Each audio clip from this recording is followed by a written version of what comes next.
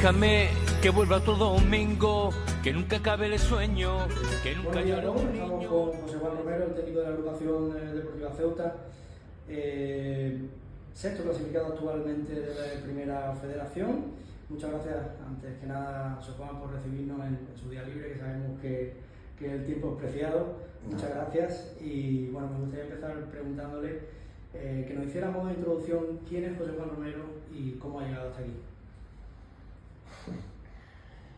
Bueno, pues José Juan Romero es un apasionado del fútbol sobre todo, o su vida es el fútbol.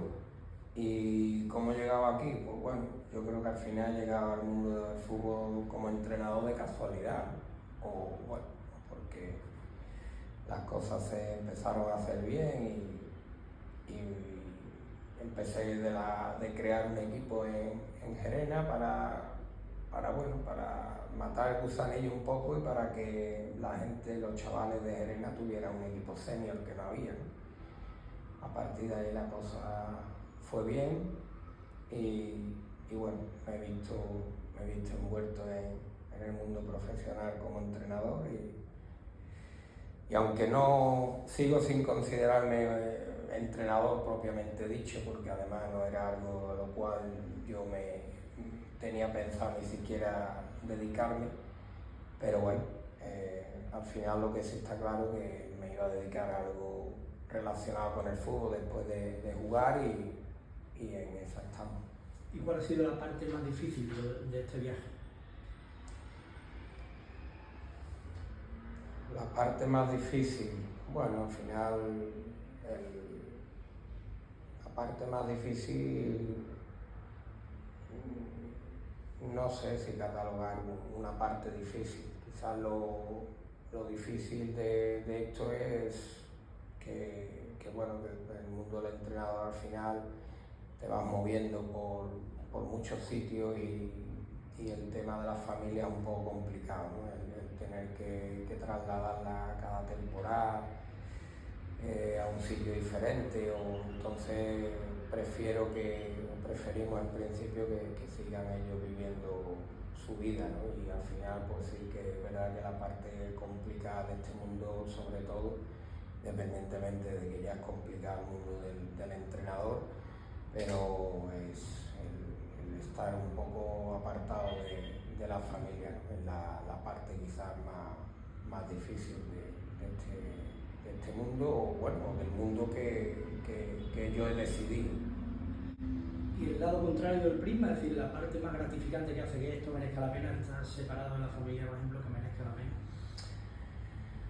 Bueno, evidentemente no podemos obviar, ¿no? Y sería bueno, pecar o falsear la información si dices que el tema económico. Evidentemente que el tema económico es primordial, ¿no? Pero bueno, el tema económico para mí es algo que en el fútbol empezó hace, como aquel que dice, desde cuando firmó en el Betis en el 2016, ¿no? Anteriormente no, todo lo contrario, el fútbol me costaba dinero. Entonces, yo creo que al final lo bonito de esto es el reconocimiento para mí en la parte como entrenador, lo primordial, reconocimiento del futbolista. Es para mí vital, ¿no? Y la gente que aparte la gente que has conocido en el mundo del fútbol, ¿no? Que eso te lo llevas para siempre. ¿Qué cualidades cree usted que tiene para ser tan buen entrenador? Bueno, no sé si tan buen entrenador, ¿no? Porque el fútbol hay de todos los gustos. Pero bueno, yo creo que es la sinceridad, ¿no? Es ser como eres. Yo creo que, no sé, ¿no? Muchas veces, o cuando yo comenzaba como a entrenar, me insistía, ¿no? La vieja guardia me insistía en que no podía tener un trato con el futbolista, un trato cercano, que el futbolista al final era con ciertas características que nunca.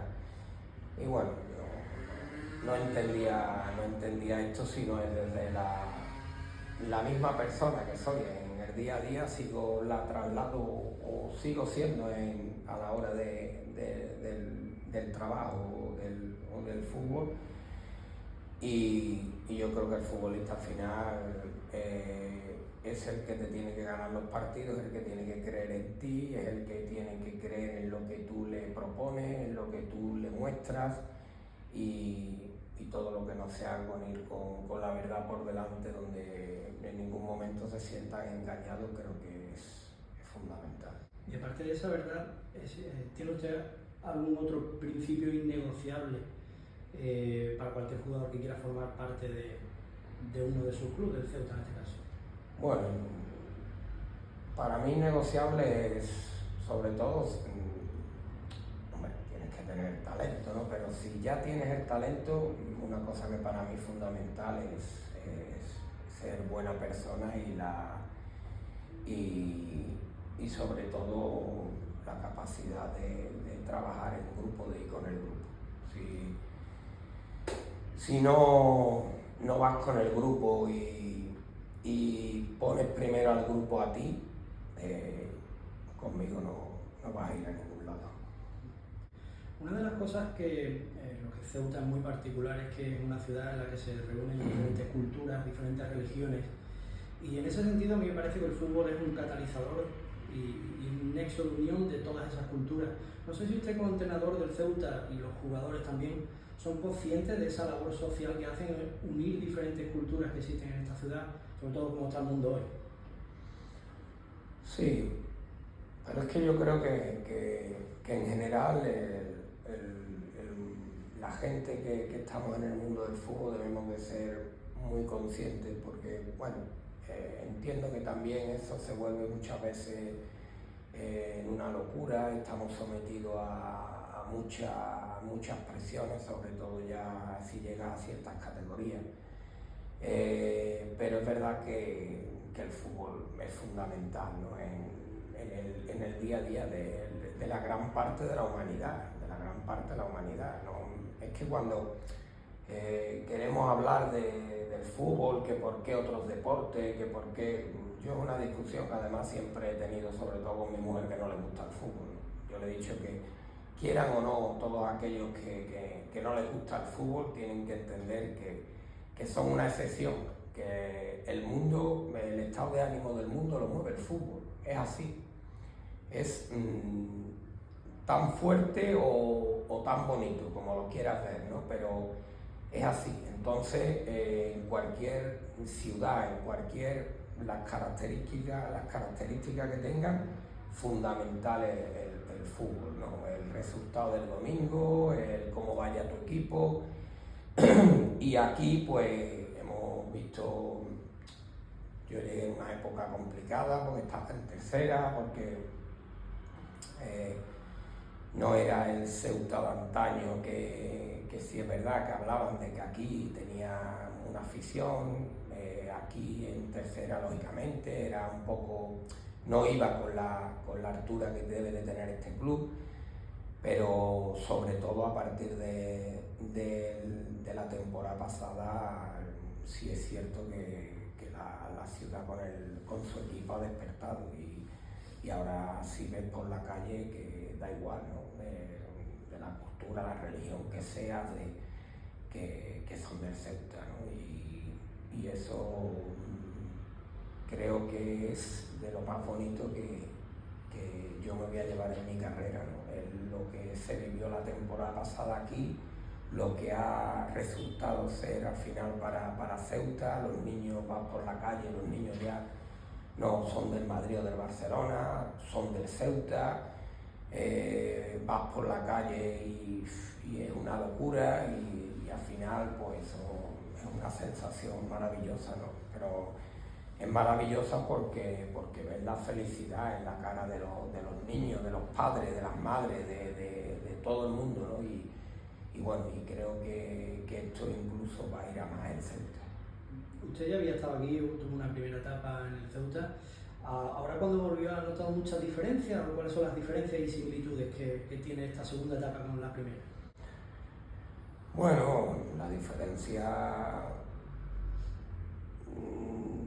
A nivel del club, no sé si para bien o para mal, pero es mucho de lo mismo el funcionamiento, ¿no? Al final tampoco, este club tiene unos valores que tampoco debe de perderlo. A nivel de la ciudad, pues cuando llegué, hombre, me fui con un ascenso que era muy importante, que fue en una época que para la ciudad fue una gota de agua en medio del desierto, porque fue un año complicado, aparte de pandemia, fue un año que tuvo unos problemas de la frontera, que cruzaron inmigrantes, justo también cuando íbamos a jugar playoff, un año complicado para todos, ¿no? Y bueno, y esto se sumaba que parecía imposible ese ascenso, y creo que fue clave, ¿no? En lo que hoy es el Ceuta, ese ascenso es fundamental, porque creo que marcó la historia la historia moderna de este club, ¿no? Pero ahí ya empieza un poco el cambio. Después, el cambio realmente fundamental, creo yo, y es lo bonito de esta historia, es que cuando el equipo más necesitó a la ciudad, a su afición, que fue el año pasado cuando no ganábamos, ahí es donde ha estado la diferencia de esta afición, de esta ciudad con el resto del mundo, de lo que yo he vivido futbolísticamente, ¿no? Y es que ahí fue donde verdaderamente pegó un giro radical la historia. Futbolísticamente, su Ceuta tiene una idea muy clara. Vimos el otro día, sin ir más lejos, el primer gol en Córdoba, es una obra de arte. Antes lo comentábamos que si eso lo hubiera hecho el Madrid o el Barça, se estaría toda la semana hablando de ese gol. Pero claro, estamos en una categoría en la que se supone que la mayoría de los campos en los que se juega no se va a poder, porque el césped es muy malo, no se va a poder hacer ese juego, o hay jugadores a lo mejor que técnicamente, pues normal, tienen el nivel de primera federación. Entonces, ¿cómo se trabaja eso para un juego de toque, para hacerse con la posesión, para lo que se llamaba antes el tiki-taka, que ya no se llama tiki-taka? ¿Cómo se hace para hacer eso en primera federación?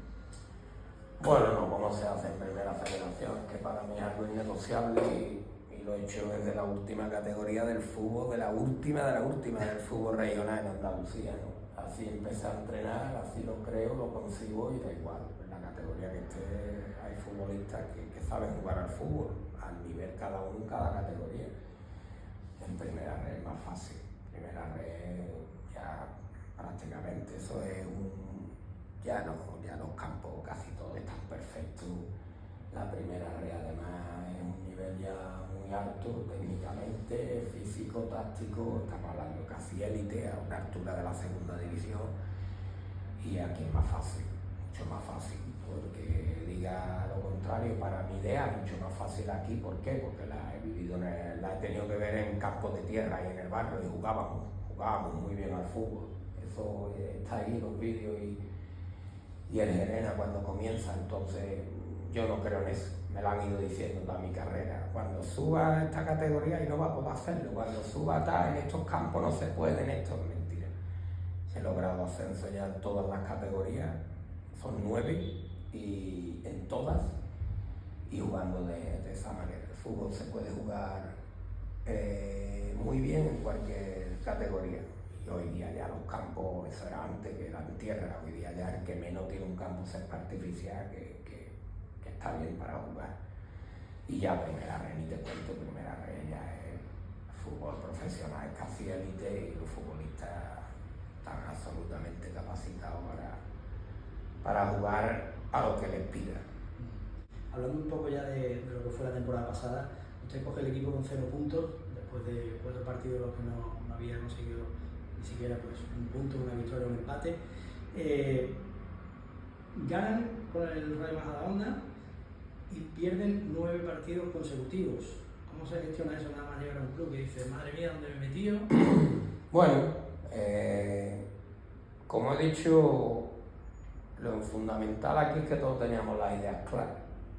Yo sabía qué tipo de equipo se había confeccionado, dónde venía.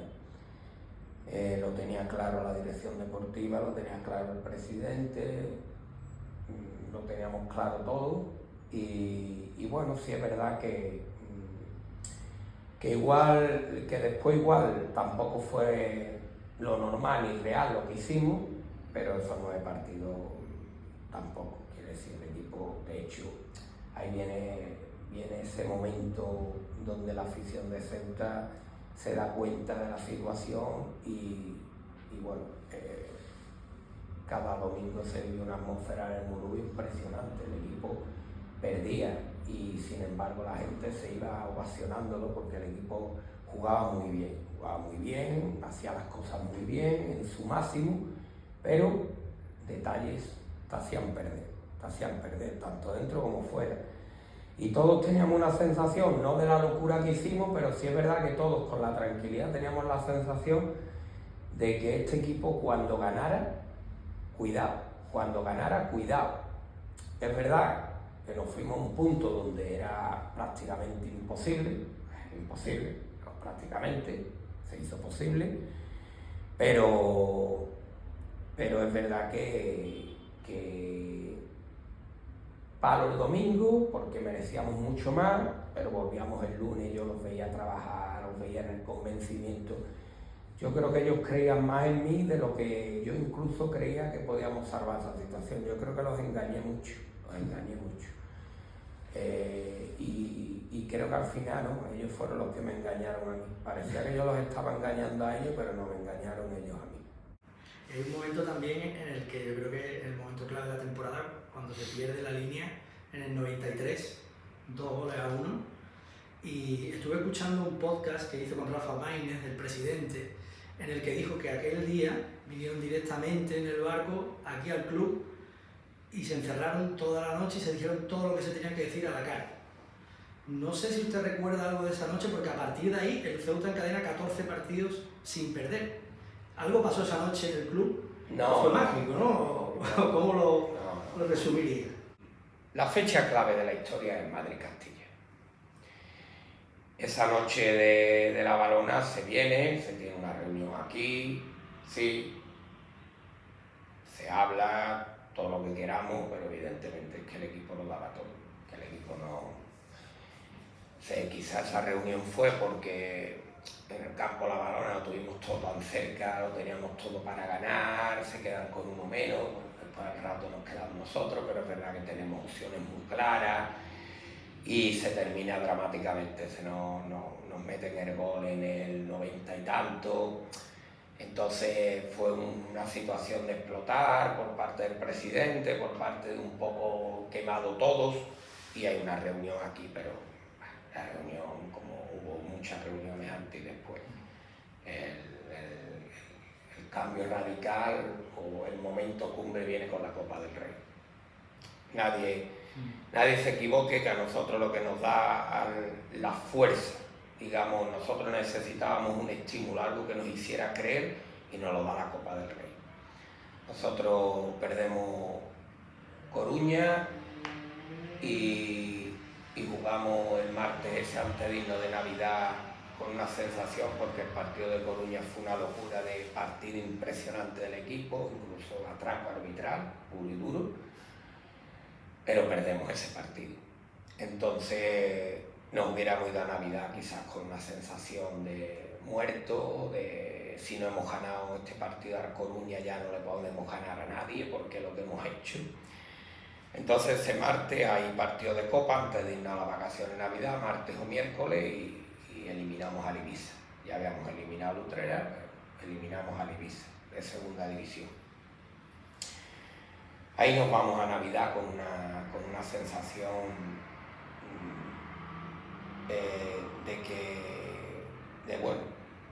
vamos a intentar que esto, volvemos de Navidad y el primer partido es Elche. Entonces ganamos al Elche de primera división y eso al equipo le crea un estímulo sobrenatural. Es verdad que ahí vamos a Talavera esa semana, sábado antes sorteo, Barcelona, cabezas pensando en Barcelona porque jugábamos ese jueves, miércoles, y Talavera para mí que fue el peor partido, y además ahí fue donde, a pesar, creo que si ahí se hubiera perdido sin la Copa del Rey, el primero que a lo mejor me hubiera ido hubiera sido yo. seguro, por aquel partido. Pero la Copa tapaba aquel partido. Y después jugamos Barcelona, aunque perdemos, pero la sensación del primer tiempo buenísima, el equipo sigue en una línea ascendente en juego y en todo, y viene Madrid-Castilla. Entonces Madrid-Castilla al descanso nos vamos 2-0 perdiendo después de la Copa.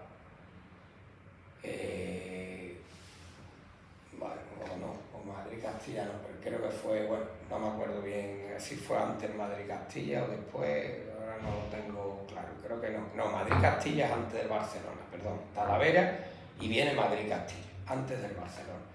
Y Madrid-Castilla vamos 2-0 al descanso, 0-2. Y nos estaban dando un baño. Y ese descanso fue el que cambia la historia de la temporada pasada. Ahí sí hubo ese descanso, fue muy tajante, nos miramos, nos dijimos muchas cosas en el descanso, incluso amenacé con que no salimos, si no queréis no salimos. Y radicalmente todo fue salir de vestuario y cambiar la historia, empatamos a 2, incluso podemos ganar a última hora con un tiro de Aizar a travesaño, Madrid-Castilla venía arriba del todo. Y después jugamos con el Barcelona y después viene la Cultural Leonesa. Y ahí a partir de Castilla empieza la racha de partidos en Liga, viene la Cultural, ganamos también y ya fueron, desde Castilla fueron los 14 partidos, eso que cambia radicalmente la historia de la temporada pasada. Y hablando de la Copa, le iba a preguntar si era una distracción o un estímulo, ya me ha quedado clara la respuesta. Cuando ves la bola del Barça, ¿qué se le pasa por la cabeza? Porque es una semana completamente diferente, yo creo que es única, muy pocas veces un jugador de esta categoría se puede enfrentar al líder de la liga, que era entonces el Barcelona. ¿Y cómo se vive eso? Porque además recuerdo Xavi en la rueda de prensa que decía que le gustaba mucho el Ceuta porque jugaba como ellos, tenía el balón, le gustaba la posesión, que había visto mucho el equipo, etcétera, etcétera. ¿Cómo fue esa semana? Bueno, la del sorteo, ya te digo, íbamos para Talavera, tuvimos que parar. Al final el partido de Talavera es el que sí nos pasó factura la Copa, el único.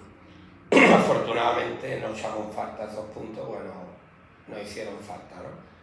Pero fue una locura porque además, bueno, no nos toca el Barcelona porque tú eres de una regional y te toca un equipo de primera en la primera eliminatoria, que te toca el Barcelona y tú vienes de eliminar a 3 rivales y a un segundo en primera y estás plantado en octavos de final de la Copa del Rey. Que a ver cuántos se plantan ahí de primera red, por ejemplo, este año, o año tras año, el único, ¿no? Era muy difícil. Y la semana anterior, desde ese domingo que jugamos con el Castilla hasta que viene el Barcelona el jueves, creo recordar, fue una locura. Te das cuenta de la dimensión que tiene el fútbol de élite y lo que es el Barcelona. Yo te digo, yo creo que llegué a ese partido del Barcelona más cansado que en toda mi carrera un partido, por entrevistas, por lo que movía el partido, por todo. Fue una pasada. Después el estadio, las cámaras, el Canal Plus, bueno, Canal Plus ahora tiene otro nombre, pero te digo que fue, y bueno, lo que se vivía en la ciudad, ¿no? Era de locura, ibas por la calle y todo el mundo te hablaba del Barcelona y tal. Lo único que ocurre es que, como decimos mucho, ¿no? Si hubiéramos sabido el desenlace de la temporada, hubiéramos disfrutado mucho más la Copa, ¿no? Pero la Copa sabíamos que estábamos haciendo una hazaña, pero nos la empañaba la Liga, ¿no? Entonces, claro, a lo mejor estabas atendiendo a un medio y te decían, bueno, ¿y cómo juega este equipo y cómo está en la Copa y tal? ¿Cómo va el último con 3 puntos en la Liga? ¿No? Es que era algo tan irreal y ya te mataba de un golpe la entrevista. Ya decía, joder, me vas a preguntar esto, que yo por un minuto se me estaba olvidando. Entonces, bueno, creo que ahora sí la recordamos con un sentimiento fantástico, pero en aquella fecha estaba ahí el blanco y el negro y, joder, nos podían haber avisado de que íbamos a hacer eso en la liga y la hubiéramos disfrutado muchísimo más, pero claro, no tenemos una bolita mágica. Sí, gran culpa de la hazaña del Ceuta la tuvo Rodri, obviamente. Rodri llega en el mes de noviembre y en 27 partidos marca 20 goles y 4 asistencias. Un jugador que estaba pasando desapercibido en Logroño, que había hecho apenas 4 goles, creo, 4 partidos y no marcó ningún gol, y llega aquí a Ceuta y se transforma. Se convierte en uno de los máximos goleadores incluso de Europa. ¿Qué le diste? ¿Qué hay aquí en Ceuta que bebió este hombre? Bueno, por eso, evidentemente, Rodri marca diferencias, ¿no? Y todos lo queremos tener en nuestro equipo, pero por eso digo yo muchas veces que el fútbol no es individual. El fútbol no es individual, quiere decir, tú puedes ser muy bueno, evidentemente, como lo eres, pero tienes que tener tu entorno y tienes que tener un grupo que te haga bueno. Rodri necesitaba volver al fútbol, que llevaba 2 o 3 años malo, prácticamente, bueno, perdido, y el equipo necesitaba de Rodri. Y bueno, se juntó una cosa con la otra, le dimos su sitio, él supo coger su sitio, porque no es que se le diera, es que él también supo coger su sitio, entendió para lo que venía, cuál era el mensaje, y la verdad que es espectacular. Difícilmente se repetirá una hazaña como lo que hizo Rodrigo, porque además no es que fueran goles en goleadas y goles, no, es que metió goles de 3 puntos en muchísimos de los partidos, ¿no? Entonces cobra mucha más dimensión, porque tú puedes hacer 40 goles que si has metido en 3 hat-tricks y 8 has metido 4 goles, pues no son una referencia clara de los puntos que dio Rodri, o que nos dio Rodri. Pero ya te digo, porque también el equipo le generaba todas esas situaciones y el equipo lo hizo a él también muy bueno, porque sería injusto que pareciera que Rodri fue el único que salvó a Ceuta. Ceuta fueron todos, desde la importancia del presidente a la hora de gestionar en los momentos malos la dirección deportiva hasta Lutillero, todos fueron fundamentales.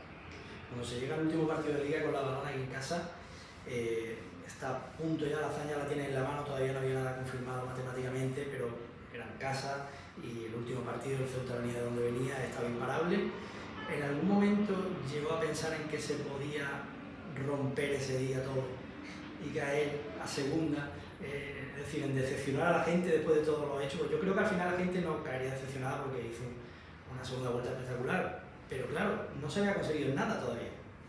Llegó a tener ese miedo, ese 1% de pensar, madre mía, ¿y si pasa esto? Si te digo sinceramente, fue de las peores semanas de mi vida, pero en cuanto a... Yo cuando se habla de ansiedad, de problemas mentales y tal, pues, siempre tengo mis puntos de vista. No entendía muy bien, pero yo creo que a lo mejor es eso, ¿no? La ansiedad, no sé lo que es la ansiedad, pero creo que a lo mejor era eso lo que tuve, ¿no? Pero fue una semana muy larga, tremendamente jodida desde que empatamos, que es un poco el sinsentido de esto, porque vamos a Vigo, cerca vez, jugándose playoff, empatamos, pero se dieron tan mal los resultados que de venir de allí salvado, con un empate además allí, bueno, venía con todo lo que has hecho y todavía porque además teníamos la mala fortuna de que solo había un enfrentamiento directo y era contra la Balona, nosotros. Si no hubiera habido enfrentamiento directo, probablemente estaríamos salvados, no dependeríamos de prácticamente nada. Pero claro, es que si había un partido donde no podías perder a ese porque se salvaba tu rival, caías tú prácticamente, o muy probablemente. Entonces, claro, tú por mucha se decía, el Ceuta tiene un 2% de descender, no, era mentira, no era un 2%, porque tú jugabas con tu rival directo, con un rival directo, el único que jugábamos con un rival directo. Entonces, si nos ganaba nos pasaba, además, no nos pasaba, nos igualaba, pero el golaveral también lo teníamos con el perdido. Entonces, la semana fue muy larga. Muy larga, ¿por qué? Porque es verdad que habíamos hecho algo fascinante, pero no iba a llegar a ser maravilloso, porque nos íbamos a quedar con la miel en los labios y hundidos. Da igual lo que hubiéramos hecho. No nos hubiera valido para nada y hubiera sido incluso más fuerte y más cruel que si hubieras caído como normalmente hubieras caído en esa situación. Entonces, la mañana antes del partido, los minutos no pasaban, el partido no llegaba, no veía el comienzo. Es verdad, cuando comienza el partido, ahí sí lo tenía claro y tenía la sensación de que no se nos podía escapar. Pero hasta llegar el partido, fue incluso en los últimos minutos, porque recuerdo que si en los últimos minutos marcaba la Balona con los resultados que se habían dado, estaba el Ceuta en segunda. Bueno, es que el error de la gente era que el Ceuta estaba en segunda prácticamente si perdía, porque era muy complicado que se dieran una serie de resultados, era casi inviable. Quiere decir, el Ceuta perdía y iba a bajar. Pero yo en el partido en ningún momento tuve la sensación. Es más, la sensación es que si hubiéramos tenido que ganar, hubiéramos ganado el partido. Lo que pasa es que yo creo que el guión estaba en que fuera ya quiere rozar el Oscar, empata, que parezca que después queda el 12. Quiere decir, quedamos el 12, que por eso te digo que el tema estaba en que jugabas con el rival directo, con uno de los rivales. Pero para rozar el Oscar tenía que ser así, un empate, el portero nuestro pega un regate a uno de la Balona en la línea de goles, faltando 5 minutos, en fin, era el sello y estaba escrito que fuera así, pero sinceramente en el partido en ningún momento tenía la sensación, y que conste que no sabía ni cómo iban los demás resultados, pero no sabía que el empate nos valía, lo tenía claro, y incluso creo que si hubiéramos tenido que ganar a Izar en la última tal o la que teníamos hubiera entrado. Yo creo que estaba escrito que el Ceuta tenía que ser de esa manera, pero sí es verdad que la semana la peor que recuerdo como entrenador de fútbol. ¿Y se disfruta mucho más una permanencia así o un ascenso, con todos los ascensos que usted ha vivido?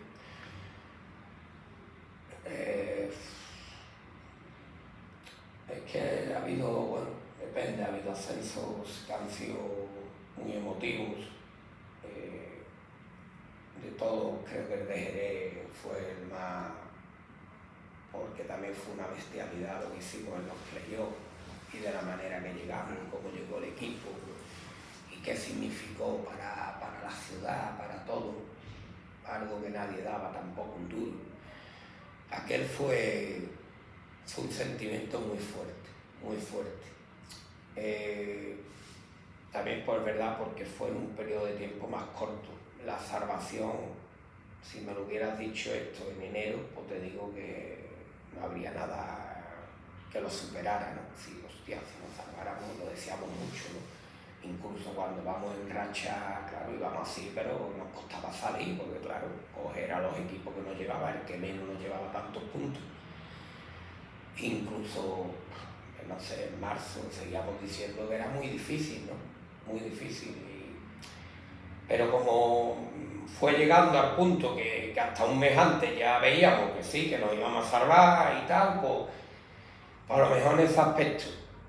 Pero bueno, no sé,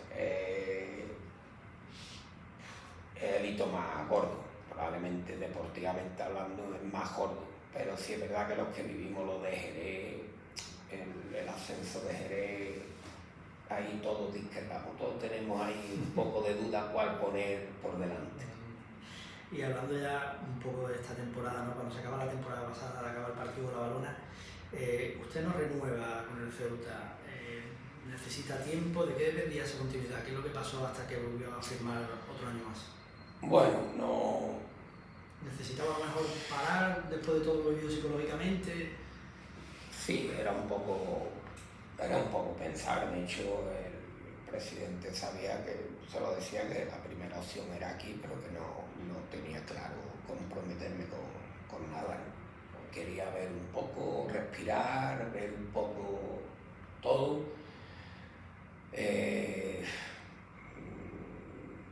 Ver la dimensión de lo que habíamos hecho, un poco todo, ¿no? Que al final al revés, ¿no? El no decidirte lo que hizo que ese tiempo tuvieras que pensar qué ibas a hacer, que al final tampoco descansas mentalmente, todo lo contrario. Fue peor. Pero bueno, era un poco pararte, ver también qué posibilidades que podría haber y valorar.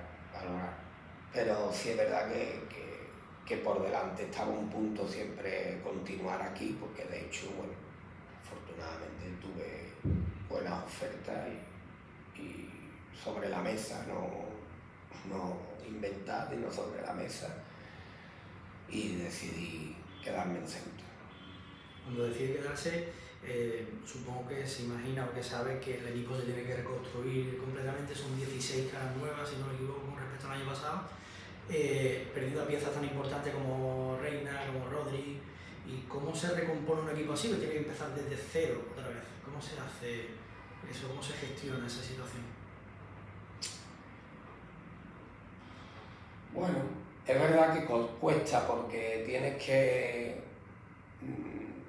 un grupo que ha hecho lo que ha hecho y que emocionalmente, quiere decir, yo, cualquiera de los futbolistas que estuvieron aquí la temporada pasada, me pide ahora mismo que vaya a salvarlo en medio del mar y vi ahí. Me voy a tirar y me voy a ahogar por ello si hace falta, porque es algo que creyeron en mí, lo que no sé si llega a creer cualquier familiar tuyo. Entonces, en lo emotivo cuesta de mover tantas fichas, ¿no? Pero al final no se puede, bajo mi punto de vista, se había exprimido el limón lo máximo, ¿no? Y 2 veces el fútbol, 2 veces no te da la oportunidad, el fútbol te mata. Y bueno, es verdad que al equipo le hacían falta mover fichas, le hacían falta una serie de cambios para poder vivir, que es el objetivo primero de esta temporada, que era vivir tranquilo, asentar al Ceuta en primera red, que es fundamental, no dando tumbo, asentar de verdad, con los cimientos, que eso después te da muchas posibilidades para todo, y había que cambiar cosas. Con el dolor del corazón de uno había que cambiar cosas y bueno, eso lo teníamos claro todos, presidente, dirección deportiva y entrenador, y en lo que se ha hecho dentro, evidentemente, siempre de las posibilidades nuestras para poder traer o captar futbolistas. ¿Cómo se captan esos futbolistas? Porque entiendo que Ceuta no es una ciudad, digamos, entre comillas, atractiva a priori para que un futbolista venga aquí a jugar. Tiene ese inconveniente también del barco, que a lo mejor el fin de semana que tienes libre, los días tienes que no puede ir hasta casa, como usted bien sabe. ¿Cómo se atrae, qué se le ofrece al futbolista? Una idea de fútbol, imagino, de juego, una oportunidad de promoción de cara a categorías superiores. Bueno, al final el Ceuta, como digo, va creciendo y va volviendo a tener un nombre y un estatus dentro del mundo del fútbol. Es verdad que no es fácil todavía traer futbolistas, cuesta, pero bueno, lo primero que hicimos fue tocar futbolistas de mi confianza, que sabía que son un nivel alto de la categoría, o yo creo que tienen un nivel alto de la categoría, intentar esas opciones traerlas. En algún caso fue posible, en otros no, y después ir un poco en la línea de lo que tanto la dirección deportiva como yo pensábamos de los jugadores, ¿no? Y bueno, dentro de las opciones que teníamos, pues también ver de quién tenemos posibilidad para traer y quién no. El futbolista al final le gusta este modelo de juego, le gusta esta manera de entrenar, el boca a boca entre los futbolistas también es vital en el fútbol. Y bueno, unido eso al ambiente que ahora mismo se está viviendo en Ceuta futbolísticamente, que todo el mundo vio lo que hizo el Ceuta la temporada pasada, el ambiente que se vivía en el Murube cada domingo, lo que ha generado y ha despertado el fútbol, pues todo eso era un poco a lo que hacíamos mención a la hora de intentar captar a estos jugadores, que como te digo, hay opciones que han venido, otros no hemos podido, porque claro, la gente, es que, ¿por qué? Claro, todo el mundo queremos traer a jugadores top, claro, todos, y los top es lo más fácil de saber quiénes son, es evidente, pero todavía cuesta que vengan, cuesta y bastante que vengan, cuesta mucho. Por eso tenemos que darnos un canto en los dientes con futbolistas top que sí han venido y que tenemos la suerte de disfrutar aquí en Ceuta. Ya un par de preguntas más para ir acabando. Me gustaría que me diera usted su idea de cómo está viendo al equipo este año, si es lo que esperaba después de todos estos fichajes y si le falta alguna pieza. Bueno, eso por lo último, faltar piezas, evidentemente nos faltarán a todos, en todos los aspectos del fútbol y de la vida. Pero en cuanto a cómo estoy viendo, estoy disfrutando muchísimo.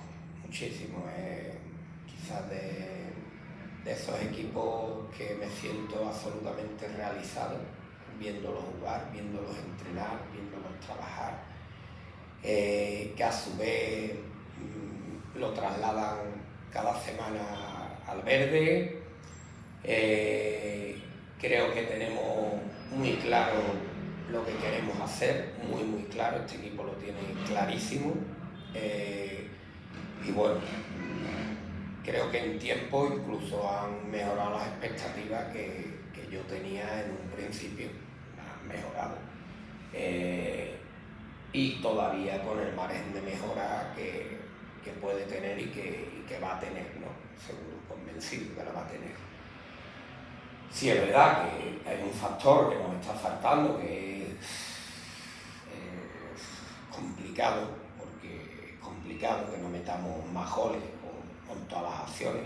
Yo creo que también un poco no nos está faltando, no estamos teniendo ese pelín de fortuna que en el fútbol hay que tener, porque hay que tenerlo siempre. Igual que no lo teníamos en el tramo inicial del año pasado, lo tuvimos en el tramo final, pues ahora mismo estamos muy bien todavía sin el factor suerte habernos acompañado. Entonces, bueno, muy contento y con la expectativa de que vamos a ir a más incluso. Ya por último, ¿qué le diría usted a la afición que llena el muro prácticamente todos los domingos y que, como ya hemos dicho, se vuelve loca con su Ceuta? Es imposible decirle más, ¿no? Solo agradecerle lo que cada domingo, que sigan, que sumen incluso más gente, que no veamos un hueco libre en el Murube cada domingo, y que en las malas han estado, ahora que estamos en las buenas, que sigan estando y que en esos momentos que al equipo le pueda faltar ese aliento, esa fuerza, pues que ellos no la inyecten como hicieron la temporada pasada, porque está claro que sin la afición, y si la afición no hubiera querido, el Ceuta no se hubiera salvado. El Ceuta se salva porque su afición quiere. Pues ya está, nada más. Muchísimas gracias una vez más por su tiempo. Yo, como ceutí, espero que llegue al Ceuta a lo más alto y que podamos celebrar mucho más éxito aquí. Así que muchísimas gracias y nada, buena suerte. Pues nada, gracias a ti.